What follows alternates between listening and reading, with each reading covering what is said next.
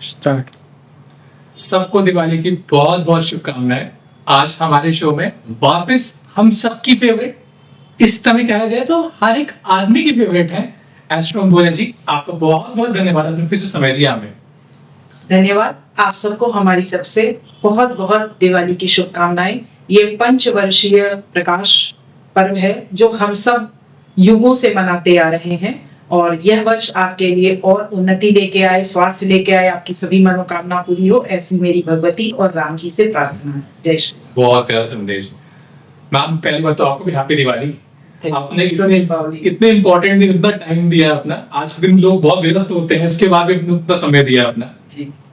Ma'am पहले तो मैं पूछूंगा कि ये दिवाली है क्या, मतलब दिवाली लोग इतना मानते हैं तो दिवाली के दिन क्या स्पेशल है? दिवाली के दिन अगर ज्योग्राफिकली देखा जाए तो स्पेशल है, माइथोलॉजिकली देखा जाए तो स्पेशल है।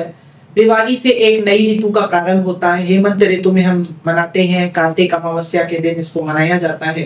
कार्तिक का पूरा महीना जो है वो विष्णु को डेडिकेटेड है। विष्णु भगवान के, नारायण भगवान के समस्त अवतारों की पूजा इसमें की जा रही है।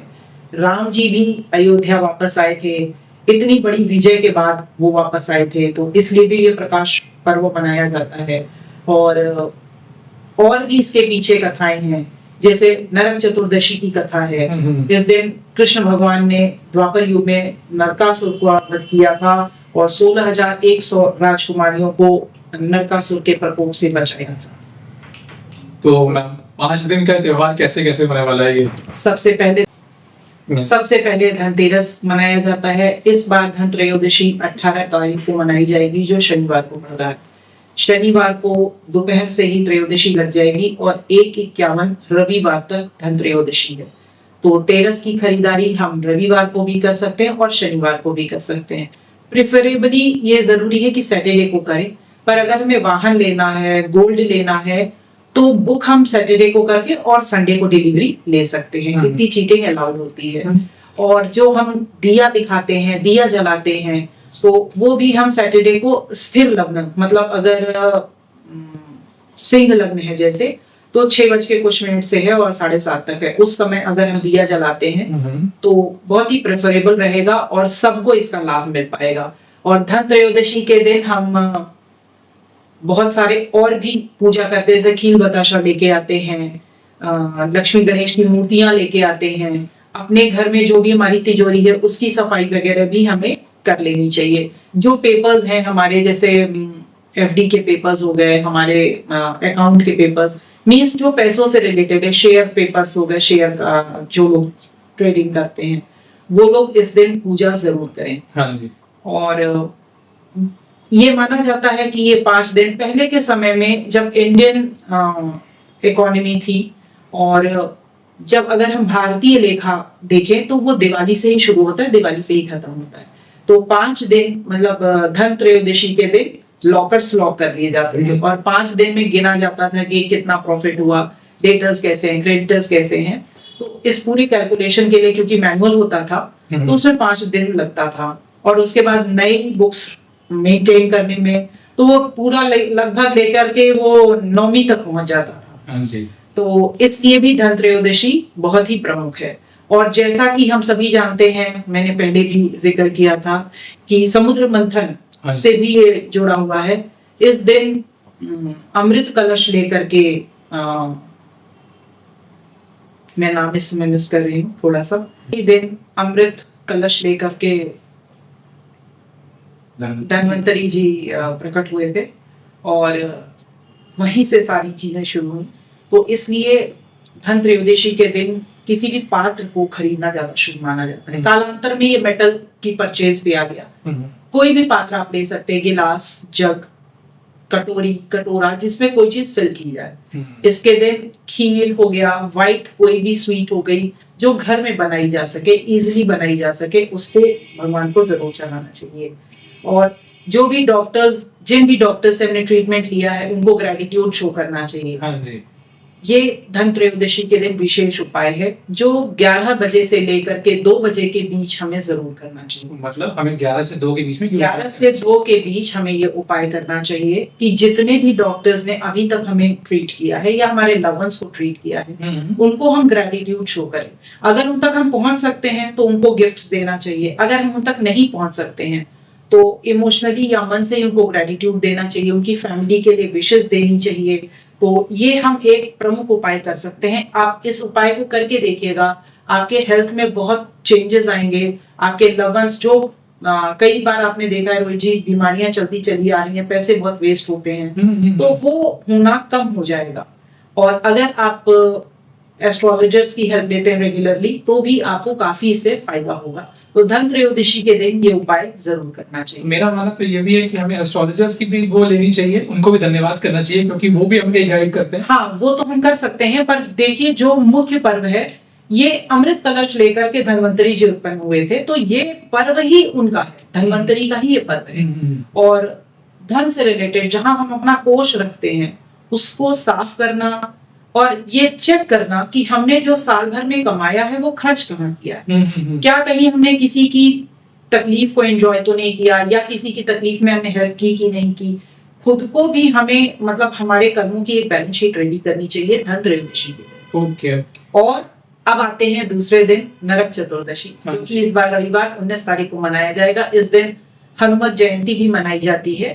तो आपने जो बोला कि पर्व की विशेषताएं क्या है, तो मैं क्रम से पर्व की विशेषताएं भी बताइए। तो नरक चतुर्दशी के दिन हमें हनुमान जी का दर्शन तो जरूर करना चाहिए, एक काम। दूसरा, यम का दिया जरूर निकलता है। जिनकी भी कुंडली में अंगारक योग बना हुआ है या मंगल पीड़ित है या शनि पीड़ित है, अगर इतने ग्रह पीड़ित हैं आपके, तो चमेली के तेल में यम का दिया निकालना चाहिए। यम का दिया क्या होता है, सूर्यास्त के बाद घर के दक्षिण तरफ करके एक दिया निकाला जाता है नरक चतुर्दशी। जो ये दिया निकाला जाता है जिस फैमिली से, ये माना जाता है कि उनके घर में अकाल मृत्यु नहीं होती है। तो इसलिए यम का दिया हमें जरूर निकालना चाहिए। उस दिन आटे के बने, जिसके घर में जो रिचुअल्स होते हैं, आटे के बने गुलगुले चढ़ा सकते हैं, खीर बताशे चढ़ा सकते हैं, कुछ स्वीट भी हमें यमराज जी के लिए जरूर निकालना चाहिए। तो इस तरह से हम ये 2 पर्व मना सकते हैं। इस बार मैं आपको यही पूछूंगा कि इस बार जो नरक चतुर्थी है 20 तारीख को पड़ रही है? जी नहीं, 19 को पड़ रही है। 20 को तो हमारे दीपावली है। हाँ जी, क्योंकि कई लोग बहुत कंफ्यूजन है, कई लोग 20 को कह रहे हैं और नहीं, 20 को और 21 को देखिए आजकल कंफ्यूजन क्रिएट भी किया जाता है। शुद्ध रूप से एक सिंपल सा फॉर्मूला मैं रोहित जी आपको बता रही हूँ।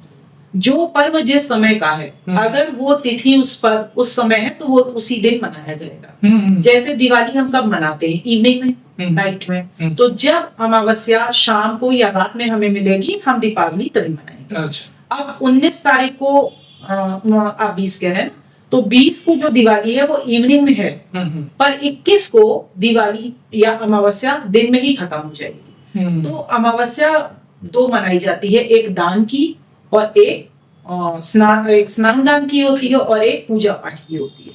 तो जो स्नान दान की होती है वो 21 को है, पर जो दीपावली पर्व मनाया जाएगा वो 20 को ही मनाया जाएगा। अच्छा, तो आपने बहुत बड़ी कंफ्यूजन हमारी सॉल्व कर दी है, क्योंकि कई लोग 20 को कह रहे हैं, कई लोग 21 को कह रहे हैं। तो दर्शकों के लिए आपको जिस दिन सुटेबल लगे बनाओ, बट सारे ज्योतिषी और हमारी मैम जी कहती हैं कि आप 20 को बनाओ, क्योंकि उस समय रात को मिस से लगेगी। बिल्कुल। हाँ जी। अब एक चीज मिस हो गई रोहित जी, मैं वो भी क्लियर कर दूं। त्रयोदशी, तो जैसे हम बात कर रहे थे, तो धन त्रयोदशी के दिन ज्यादातर मुझसे रोहित जी लोग पूछते हैं कि हमें क्या खरीदना चाहिए। तो सबसे पहले जो आपकी कुंडली में सबसे मजबूत ग्रह है उससे रिलेटेड मेटल जरूर लेना चाहिए। हाँ जी मैम। और जैसे कि गुरु आपका पीड़ित है, चांडाल योग बना है, गुरु 12वें में है, तो ऐसे लोगों को सोना खरीदने से बचना चाहिए। और ऐसे लोगों को गोल्ड लोन भी नहीं लेना चाहिए। कुछ लोग EMI पे गोल्ड ले लेते हैं, आजकल ट्रेंड चला हुआ है, वो भी उन्हें नहीं करना चाहिए क्योंकि ये उनके ऊपर भारी पड़ सकता है। Okay ma'am. अब तांबे का बर्तन भी ले सकते हैं, वो लोग ले सकते हैं जिनका अंगारक योग नहीं है, मंगल मार्केश नहीं है, सप्तमेश नहीं है, ऐसे लोग मंगल का कोई भी धातु ले सकते हैं। इसी तरह से सूर्य चंद्रमा भी हैं। चांदी कौन नहीं ले सकता है, जिसका चंद्रमा पीड़ित है, या अगर मान लीजिए आप कुंडली नहीं देखे हैं तो जिसके भी न्यूमरोलॉजी में 2 और 0 आ रहा है, जैसे 20 आ रहा है, 22 आ रहा है, तो ऐसे लोग चांदी लेने से बचें, चांदी को खरीदने से बचें। धन त्रयोदशी के दिन तो कम से कम ऐसे लोगों को चांदी नहीं लेनी चाहिए।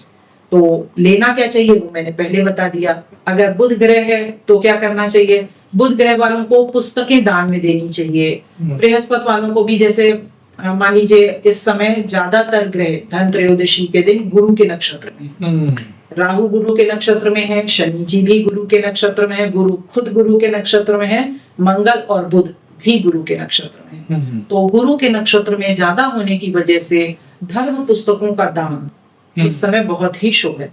ये मेरा एस्ट्रो अंबुजा नाम का जो चैनल है उस पे भी मैंने ये उपाय बताए हैं, तो अगर आपके दर्शक देखना चाहें तो उससे भी देख सकते हैं। नाम का चैनल है, आप लोग आइए विजिट करिए। कुछ बातें ऐसी पॉडकास्ट में रुक जाती हैं जो शायद मैं आपको या मैम और मैं डिस्कस नहीं कर पाते, क्योंकि पॉडकास्ट की एक समय सीमा होती है।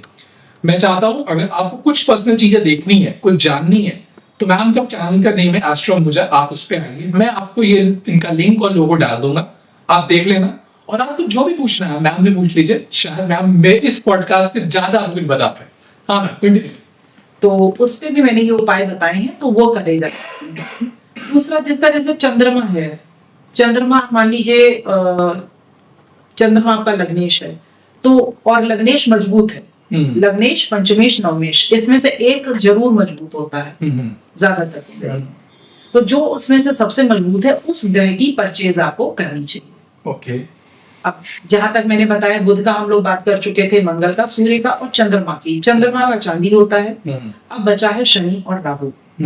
जिसकी भी कुंडली में शनि और राहु मजबूत हो, वो व्हीकल्स ले सकते हैं, इलेक्ट्रॉनिक्स ले सकते हैं। अब रोहित जी, एक प्रश्न है कि अगर हमारा शनि और राहु मजबूत नहीं है तो क्या हम धन त्रयोदशी के दिन इलेक्ट्रॉनिक्स ना ले, नहीं ले? बहुत बड़ा प्रश्न है। हाँ, ले सकते हैं, बट उसको बुक करके छोड़ दीजिए, आप बाद में खाइए, या आप फाइनल पेमेंट करके लीजिए, ईएमआई पे मत लीजिए। ओके। तो इतनी सी थोड़ी सी सावधानी अगर आप बरतें तो धन त्रयोदशी निश्चित रूप से, इस बार की धन त्रयोदशी सबके लिए बहुत ही शुभ होगी। Okay ma'am. बस हेल्थ के पॉइंट ऑफ व्यू से बचना रहेगा, क्योंकि मंगल हो गया, बुध हो गया, सूर्य, तीनों तुला में। मंगल का साल भी है, मंगल का साल भी है, और तुला में होने की वजह से मेष पे दृष्टि पड़ रही है तीनों। तो मेष वालों के लिए, वृष वालों के लिए और धनु वालों के लिए ये दिवाली थोड़ी सी टफ हो सकती है हेल्थ के पॉइंट ऑफ व्यू से। तो इसका अगर वो ध्यान देते हैं तो काफी कुछ बचाया जा सकता है। मैम, आजकल के युवाओं को बहुत राशियों का रहता है, क्योंकि कई लोग शायद जानकार होंगे तो उनको पता होगा हमारी कुंडली में क्या मजबूत है क्या नहीं है। आप हमें प्लीज राशियों के बारे में बताइए, कौन सी राशि का पे क्या भारी रहेगा, उन्हें क्या खरीदारी करनी चाहिए? जी, तो जैसे मेष राशि है या मेष लग्न है, मेष राशि और मेष लग्न वालों को तांबे से रिलेटेड कोई भी बर्तन, ग्लास, कटोरी ले सकते हैं, पूजा का सामान भी ले सकते हैं। तो वो अगर वो लेते हैं तो उनके लिए बहुत ही बेनिफिशियल है। अब हम बात करते हैं वृष राशि। वृष राशि या वृष लग्न भी हो सकती है। वृष राशि या वृष लग्न वालों को पूजा की जो बुक्स होती हैं, छोटी छोटी बुक्स ले लें, जैसे आदित्य हृदय स्त्रोत, ये सब ले लें। तो इसको अगर वो डिस्ट्रीब्यूट करते हैं, दान की दृष्टि से लेते हैं, तो ये उनके लिए बहुत ही फलित होगा और बहुत ही अच्छा असर उनको देखने को मिलेगा। और अब हम बात करते हैं मिथुन वालों की। मिथुन वालों के लिए ये टाइम थोड़ा सा टफ चल रहा है, अर्थ की दृष्टि से या सेहत की दृष्टि से। ये तो बुध कहाँ है और गुरु कहाँ है उनके निश्चित कुंडली में, उस पर आधारित रहेगा, उससे पता चलेगा। पर मिथुन राशि वाले अगर चाहें तो वो एक गाय लेके आ सकते हैं। मतलब गाय या तो खरीद लें अपने से, और नहीं तो कामधेनु, जो बछड़ा, गाय बछड़े का जो जोड़ी होती है, वो ले सकते हैं। अब वो संगमरमर की भी ले सकते हैं, चांदी की भी ले सकते हैं, जो उनके कह लीजिए जो उनका पॉकेट उनको गवाही दे, जैसा कि उनका अर्थ हो वैसा वो ले सकते हैं। अब हम बात करते हैं कर्क की। कर्क का स्वामी चंद्रमा है और चंद्रमा 18 तारीख को युति करेंगे केतु के साथ। तो इसलिए जो कर्क राशि वाले हैं, इनको बहुत ज्यादा संभल के चलने की जरूरत है। और पानी से रिलेटेड कोई भी चीज ये क्रय कर सकते हैं, जैसे बॉटल हो गई, गगरा हो गया, और कोई भी कलश हो गया, टिफिन हो गया, इस तरह की चीजें ये क्रय कर सकते हैं। और हो सके तो स्टील और कांच लेने से बचें। अब हम बात करते हैं सिंह की। सिंह में वैसे भी केतु की और चंद्रमा की युति रहेगी 18 तारीख को, तो सिंह वाले अपनी राशि या लग्न के अनुसार स्वर्ण ले सकते हैं, पीतल ले सकते हैं, पूजा के लिए दिया वगैरह ले सकते हैं। अब बात करते हैं कन्या राशि की। तो कन्या राशि वाले बुध ग्रह से रिलेटेड कोई भी चीज ले सकते हैं। फिर ये भी अगर चांदी का गाय ले लें, चांदी की जो गाय आती है, गाय और बछड़े की जोड़ी, वो ले सकते हैं।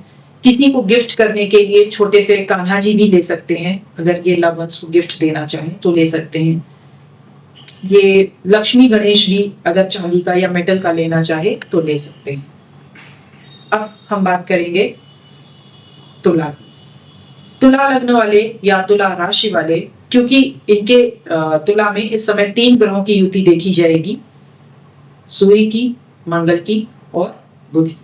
तो ये बोलने से पहले तो बहुत ही सोचें, क्योंकि बबलिंग्स और कोई भी प्रॉमिस करते हैं तो इनके लिए समय हार्ड होगा।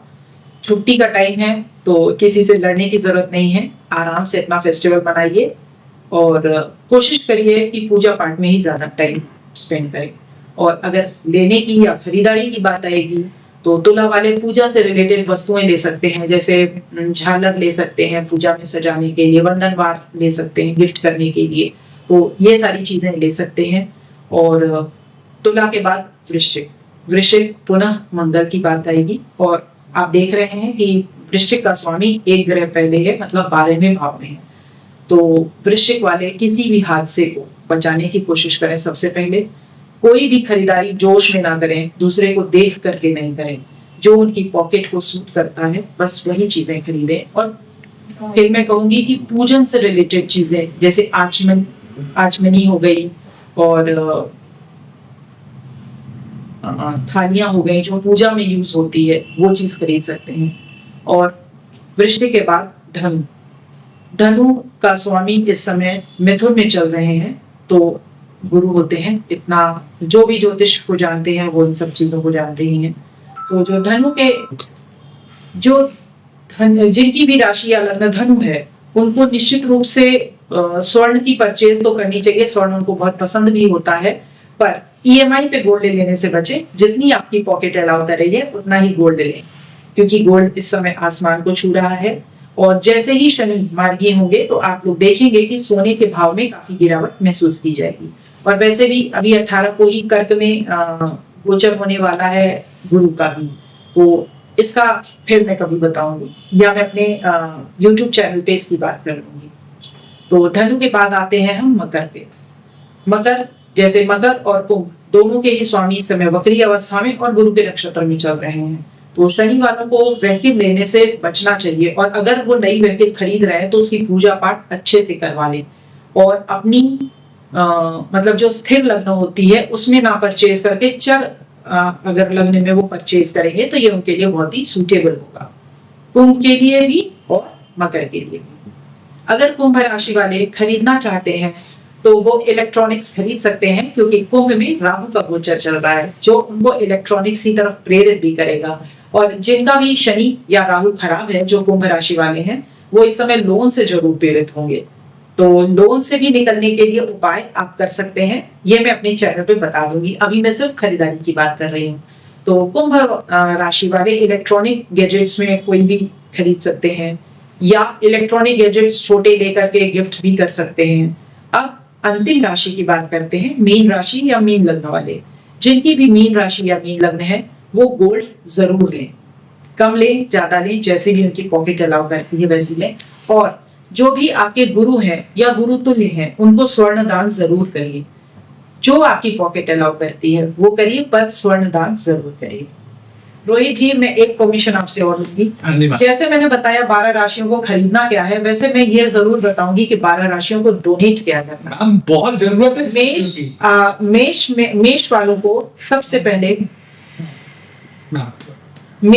को सबसे पहले गाय के लिए गुड़ डोनेट करना है। जब मैं दान की बात करती हूँ तो ये निश्चित रूप से आपके अर्थ पे निर्भर करता है। जिस मात्रा में आप चाहें उस मात्रा में दान करें, पर दान जरूर करें। तो मैं एक बार जल्दी से बता देती हूँ, मेष को खरीदना है और डोनेट करना है गुड़। गुड़ को कोई भी मतलब इन 5 दिनों में कभी भी वो गुड़ खरीद सकते हैं और दान कर सकते हैं। अब हम बात करते हैं वृष की। वृष कोई भी कपड़ा खरीद सकते हैं और वो दान कर सकते हैं। वस्त्र में पूजा का वस्त्र दान करें तो और भी अच्छा है। अगर पूजा के लिए जैसे आसनी हो गई, हमारा पर्दा हो गया, या जो हम बिछाते हैं वो सारे वस्त्र हो गए। भगवान के जो कपड़े होते हैं वो भी हम डोनेट कर सकते हैं। मिथुन वाले अपनी जो इलायची है या सौंफ है उसका दान कर सकते हैं इच्छानुसार, शक्ति अनुसार। चंद्रमा वाले मतलब कर्क राशि या कर्क लग्न वाले वाटर रिलेटेड चीजें डोनेट कर सकते हैं और उनको डोनेट करना भी चाहिए, क्योंकि कर्क का जो स्वामी है चंद्रमा, वो इस समय केतु के साथ युति कर रहा है। ये उनके लिए ठीक नहीं है और इमोशनल शॉर्टेज को वो फेस करेंगे। तो त्योहार कहीं आपका बिगड़े नहीं, इसलिए पानी से रिलेटेड चीजों का दान दीजिए, या पानी या दूध का भी दान आप कर सकते हैं। सिंह वालों के लिए तो ये अग्नि परीक्षा का समय चल रहा है, तो सिंह वाले निश्चित रूप से गेहूं का दान करें। दान जब किया जाता है तो उसका समय सूर्योदय से लेकर सूर्यास्त के पूर्व होना चाहिए। अगर हम सूर्यास्त के बाद दान करते हैं तो ये हमारे आगे वाली जेनरेशन को तो मिलता है, पर हमें उस दान का फल नहीं मिलता है। तो इसलिए जो दान बताए जा रहे हैं वो आप सूर्योदय से लेकर सूर्यास्त के पहले जरूर कर लीजिएगा। अब हम बात करते हैं कन्या राशि। तो जिनकी भी कन्या राशि है, सबसे पहले अगर वो किसी के साथ कुछ गलत कर रहे हैं तो उसको रोक दें। कन्या और तुला वाले अगर किसी के साथ कुछ भी गलत कर रहे हैं या चीटिंग कर रहे हैं तो सबसे पहले तो रोक दें। वैसे तो हमें चीटिंग किसी के भी साथ नहीं करनी चाहिए, पर इस समय जब टाइम थोड़ा सा 19-20 हो तो बिल्कुल नहीं करनी चाहिए। तो जो कन्या राशि वाले हैं उनको ये उपाय करने की जरूरत है कि पान का पत्ता ले लें। पान का मीठा पान जो होता है वो मीठा पान लगवा लें, उसमें चूना नहीं हो और उसमें सुपारी नहीं हो। फिर वो हनुमान जी को अर्पित करें या गणेश जी को अर्पित करें। अगर गणेश जी और हनुमान जी का मंदिर नहीं है तो देवी जी को भी वो अर्पित कर सकते हैं। वो 5 होना चाहिए या 6 की संख्या में होना चाहिए। तो ये जरूर करें वो। और कब करें तो 5 दिन में, मतलब त्रयोदशी से लेकर के भैया दूज में कभी भी बीच में वो ये कर सकते हैं ये उपाय। तो तुला वालों को क्या करना चाहिए? तुला राशि या तुला लग्न वालों को इस समय जितना ज्यादा पाठ या जाप हो सके वो करना चाहिए 5 दिनों में, और वो अपने प्रियजन या गुरु को समर्पित करना चाहिए, मतलब अपने धर्म का दान इन्हें करना चाहिए तुला राशि या लग्न वालों को। अब हम बात करते हैं वृश्चिक की। वृश्चिक को अर्थ का तो कोई दिक्कत नहीं आएगी उतनी, पर एक्सीडेंट्स हो सकते हैं। तेजी में बात ना करें, ना व्यवहार में कोई भी तेजी ना ले आए। अगर वो तेजी ले आएंगे तो वो उनके ऊपर भारी पड़ सकती है। एक्सीडेंट्स हो सकते हैं। एक्सीडेंट्स 4 तरह के होते हैं, वो मैं फिर कभी बताऊंगी, तो उससे वो बच सकते हैं। इसके लिए ये जरूरी है कि मंगलवार को कुछ भी भूंजा हम लोगों के यहाँ लाई चना इस तरह की चीजें होती हैं, तो वो मंगलवार को डोनेट करें, या इस पंच प्रकाश जो पर्व हम मना रहे हैं इसमें पंच प्रकाश पर्व में डोनेट वो कर सकते हैं। ये हो गई वृश्चिक की बात। धर्म वाले भी धर्म का दान कर सकते हैं, मतलब पूजा पाठ करें इस 5 दिन में। अपने गुरु या अपने प्रियजन को वो निश्चित रूप से डोनेट कर सकते हैं। अब हम बात करते हैं मकर की। मकर का स्वामी इस समय वक्री है और अपने से तीसरे भाव में है। इसका मतलब ये हो गया कि छोटे भाई, हम कुछ भी मकर राशि वाले अपने छोटे भाई या छोटी बहन को गिफ्ट कर सकते हैं, उनके लिए बहुत अच्छा होगा। कुंभ राशि लग्न वाले धैर्य को धारण करें, इस समय उनके धैर्य का परीक्षा चल रहा है। तो कुंभ राशि और लग्न वाले कोई भी चीज जो हो, जैसे छोटे कपड़े होते हैं, जैसे हैंकीज हो गई, टॉवल्स हो गई, ये वो डोनेट कर सकते हैं। और मीन वाले पुनः पूजन से रिलेटेड जो भी सामग्री है उसको डोनेट कर सकते हैं। तो इस तरह से दान का भी पर्व मना सकते हैं, और हमारे धर्म में दान को विशेष स्थान है। कलयुग में दान को विशेष महत्व और स्थान दिया गया है। तो इस दिवाली पे दान करके देखिए और आप इसका प्रतिफल 6 महीने के अंदर ही पाएंगे। पर यह दान ईमानदारी का होना चाहिए और शुद्ध होना चाहिए। ये नहीं कि गुड़ डोनेट करने के लिए कहा गया तो जो कीड़ा लगा घर में गुड़ पड़ा हुआ है वो आपने डोनेट कर दिया। तो आप जिस नियत से दान करते हैं वही आपके पास रिटर्न होकर के वापस आता है। मैम मैं क्या पूरे दर्शक इस समय बहुत कुछ जान रहे होंगे और बहुत बहुत थैंक यू, आपने मेरे को ये इतना दर्शकों को भी चीजें बताई कि शायद कुछ गलतियां इंसान नहीं जानता और कर देता है। इससे पहले वो मैं तो मानता हूँ कि जो डॉक्टर्स की वैल्यू है सेम ही एस्ट्रोलॉजर्स की वैल्यू है, बिकॉज बहुत गाइड करते हैं वो। पर मेरे दिमाग में क्वेश्चन उठता है, सोने और चांदी का भाव बहुत बढ़ रहा है जी। और आजकल ज्यादातर स्त्रियों में, ज्यादातर लेडीज में ये चाह रहती है कि हम कुछ गोल्ड और सिल्वर का लें, तो अगर कुछ ऑल्टरनेट लेना है या किसी को ऑल्टरनेट दान करना है सोने और चांदी में, तो क्या उसका कुछ ऑल्टरनेट है? देखिए, सोना और चांदी का कोई ऑल्टरनेट नहीं है, क्योंकि ये कथाएं फिर पुराणों से जुड़ी हुई हैं। जब शिव ने विष्णु भगवान से बोला था कि आपके मोहिनी रूप का सबने दर्शन किया, मैं रह गया हूँ, तो उन्होंने मोहिनी रूप में दर्शन दिया शिव जी को, और फिर वो कथा आगे बढ़ती है और उसी के बाद से सोने और चांदी की उत्पत्ति इस प्रकृति में मानी जाती है। तो सोने और चांदी को शिव और विष्णु भगवान से भी जोड़ के देखते हैं, संपन्नता से भी जोड़ के देखते हैं। और स्त्रियों को सोने चांदी की लालच नहीं होती है, उनको बुरे समय में अपने घर को संबल देने के लिए सोने चांदी को एकत्रित करने की चाह होती है। एक स्त्री होने के नाते में बता रही हूँ। और सोना जो है वो सोने का ऑल्टरनेटिव पीतल हो सकता है, पर वो ज्वेलरी फॉर्म में नहीं हो सकता। इसीलिए मैंने कई बार बताया है कि पूजन सामग्री आप खरीद सकते हैं, छोटे दिए ले लीजिए, पूजा में प्लेट्स लगती हैं, गिलास लगते हैं, कुछ भी, तो वो आप ले सकते हैं। और चांदी का अगर हम करें तो एज सच मेटल में तो नहीं मिलेगा, पर चांदी को पानी से देखा गया है। तो अगर आप चांदी नहीं ले पा रहे हैं तो पानी को वेस्ट करना बंद कर दीजिए। आप देखिए, जिसका भी चंद्रमा खराब होगा या जब आपका मूड खराब होता है तो आप नहाइए, उसके बाद आपका मूड ठीक हो जाता है। क्यों? क्योंकि वाटर कंटेंट होता है। तो इसलिए चांदी को पानी से बैलेंस किया जा सकता है। पर अगर आप चांदी नहीं ले पा रहे हैं तो मेटल में आप पीतल ले सकते हैं, तांबा ले सकते हैं।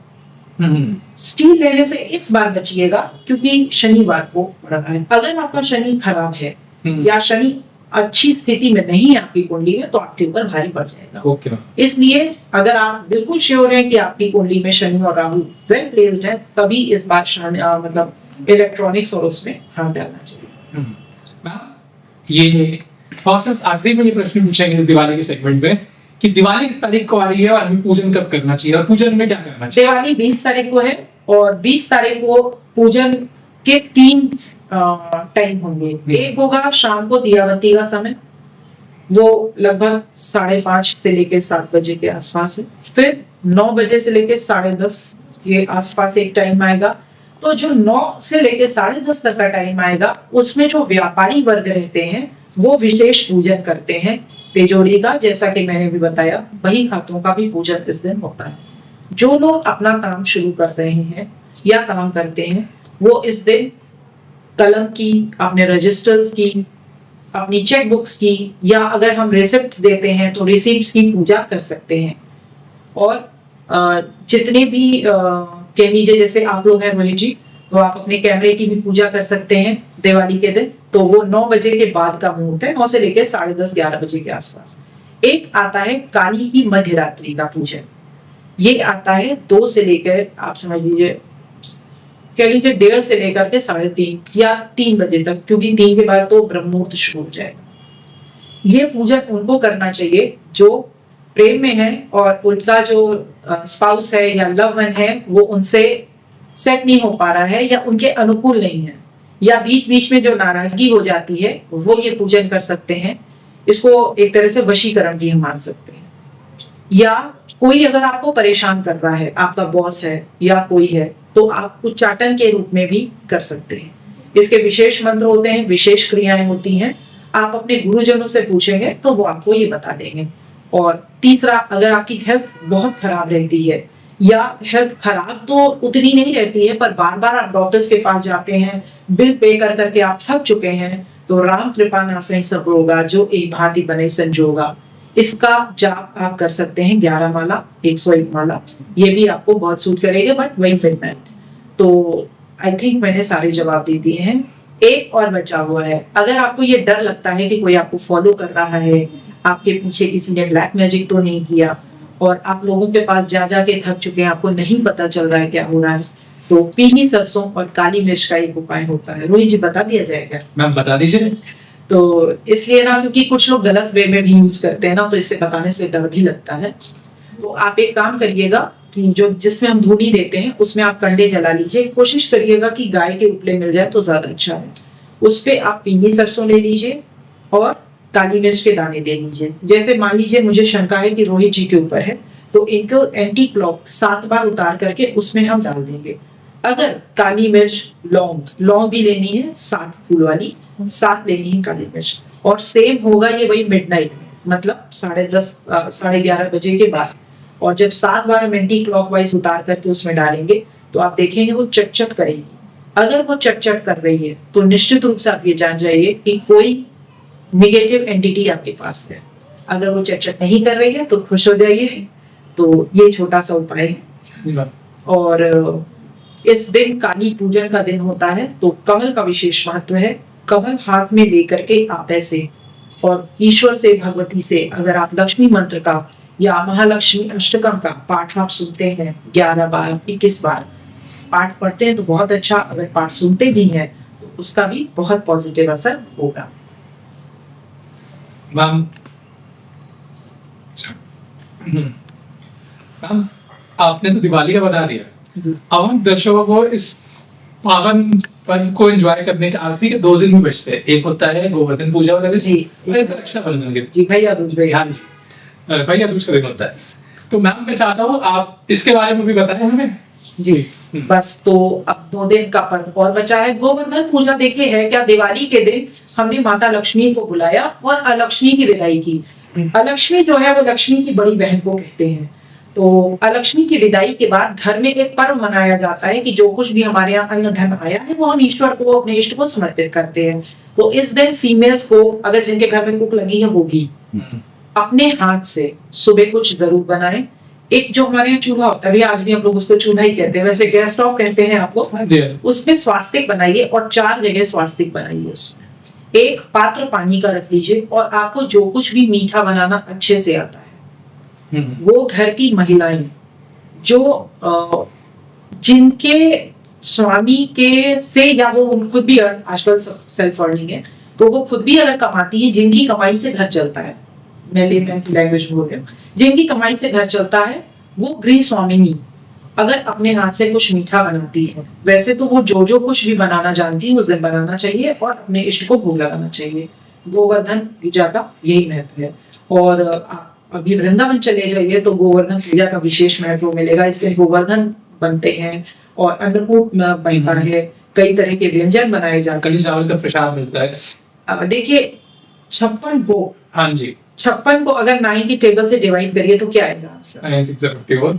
जी, तो खडरस भोजन होता है जो हमारा भोजन माना गया है, उसमें 6 रस माने गए। हाँ जी, तो मीठा, तीखा, कषाय, जिसका कोई स्वाद नहीं होता, इस तरह से 6 रस। तो एक रस के 9 भोजन, मतलब 9 तरह की मिठाई, 9 तरह की नमकीन, इस तरह से करते करते 9 चीजें, 9 तरह की चटनी, इस तरह से हम भगवान को सर्व करें। पर अगर इतना नहीं हो पाता, क्योंकि देखिए जो यंग जनरेशन है ये किचन से बहुत भागती है, तो कम से कम एक मिठाई तो जरूर बना करके अपने हाथ से ईश्वर को चढ़ाना चाहिए, उसके बाद ही कुछ बनाना चाहिए। हाँ जी, और इस दिन बेड टी से बचना चाहिए, स्नान ध्यान करके ही किचन में जाना चाहिए। हाँ जी। और आप भी इस दिन शूट नहीं करिएगा, क्योंकि आपको मैंने बताया ना रात में आप पूजा वूजा करेंगे, जो भी आपके इक्विपमेंट्स हैं ये आप जब पूजा करेंगे। तो गोवर्धन के दिन हमें अपने जो जिसको कहते हैं प्रोफेशन, उस प्रोफेशन से रिलेटेड का नहीं करना चाहिए। आप कायस्थ समाज में जाइएगा तो वो पेन तक नहीं उठाते हैं और तराजू तो उनको छूते नहीं है। इसका एक रीजन ये भी है क्योंकि उसी दिन सारे अकाउंटिंग होती रहती थी, तो पेन का तो कोई जरूरत रहता नहीं था। अब हम आते हैं भैया दूज। भैया दूज को यमराज जी अपनी बहन यमुना के पास आए थे, तो उन्होंने उनका तिलक किया और भाई को भोजन कराया। और भाई ने बोला मैं तुम पे प्रसन्न हूँ बहन, मुझसे कुछ वर मांगो। तो उन्होंने कहा जो आज के दिन भाई बहन के इस प्रेम की कथा सुनेगा या अपनी बहन का हाथ पकड़ करके यमुना जी में कहीं पे भी स्नान करेगा, उसकी अकाल मृत्यु नहीं हुआ। तो भैया दूज के दिन हर भाई बहन को यमुना जी में एक बार स्नान तो कर ही देना चाहिए और हर भाई को अपनी बहन के घर जा करके भोजन ग्रहण करना चाहिए। यथाशक्ति उसको गिफ्ट्स देने चाहिए। देखिए भाई बहन का जो रिश्ता होता है, अगर हम पास्ट लाइफ में जाए तो इसमें बहुत सारी चीजें निकल के आएंगी। हाँ जी मैम। और ये एक तरह का कर्मानुबंध होता है। तो भाई बहन को आप देखेंगे ज्यादातर तो वो प्रियता रहती है, पर कभी कभी उन लोगों में एडवर्सिटी ज्यादा आ जाती है। तो अगर एडवर्सिटी है भी तो एक दिन के लिए हम एडवर्सिटी को क्रॉस कर सकते हैं, और relations are more important than our ego. Exactly ma'am. इस चीज को देखते हुए अगर आपकी नहीं भी बन रही है तो भी एक पहल आपकी तरफ से हो सकती है। बस इसी तरह से ये जो त्योहार है ये सिर्फ धर्म को ही संभालने के दिन नहीं होते हैं, ये रिलेशंस को भी संभालने का टाइम होता है। अगर कोई आपकी तरफ पहल कर रहा है तो उसके पहल को स्वीकार करिए, उसके पहल की रिस्पेक्ट करिए, ईगो पे मत लीजिए, क्योंकि ईगो सिर्फ इस लाइफ तक है और रिलेशंस तो उसके बाद भी है। अगर आपने इस जन्म में पूरा नहीं किया तो आपको फिर पूरा करना पड़ेगा। हमारी माइथोलॉजी तो यही कहती है। मैम बहुत प्यारा डिस्क्रिप्शन, आपने हमें बहुत कुछ बताया कि हमें क्या लेना चाहिए, क्या नहीं लेना चाहिए, किसके ऑल्टरनेटिव्स क्या हैं, हर त्योहारों को कैसे मनाना है।